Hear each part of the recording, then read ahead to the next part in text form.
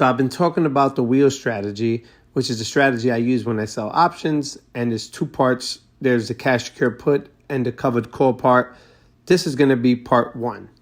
First, we start with a cash secure put. Now, in this example, we're going to use an expiration of 30 days. Let's say the premium was $2.50 per share.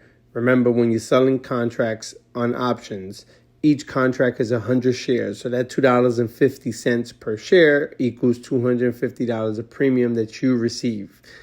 Now, in this example, let's assume the stock is currently at $100. When you sell a cash secure put, the goal is to buy the stock at a discount. And while you're doing that, you also get a premium. So let's say the strike price is where you actually want to buy the stock, right? Let's say you want to buy the stock at $90. Now, it's called a cash secure put for a reason. If you want to buy the stock at $90 and one contract of shares of options is 100 shares, that means you need to have $9,000 in your account in order to open this contract. If you don't have that, then you have to pick a different stock.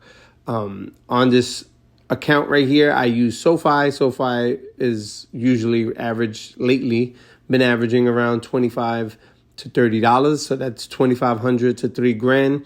So if you have that, you can start with SoFi or do your research and find another stock that's worth running the wheel with. So the collateral you need is $9,000. Now, what happens is when you open up the contract, it'll just put the $9,000 on hold. You won't be able to use it. When the contract's over, the $9,000 is available again for you to use however you please. So two things can happen in this option contract. So the current price is at $100. Your strike price is at $90.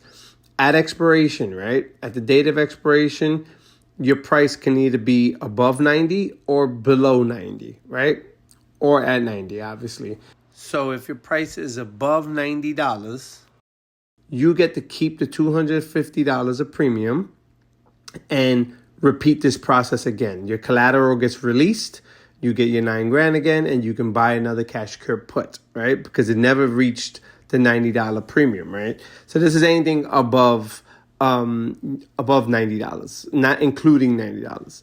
Now, if your price is $90 or below, then you have to buy the stock at $90 at expiration.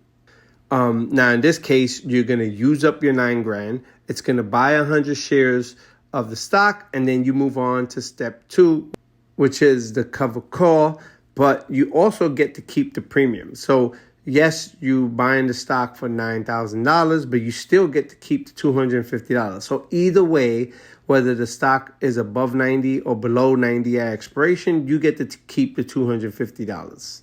The difference is you're either going to repeat the cash put process again, or you move on to the cover call, which is what I'm going to show you now.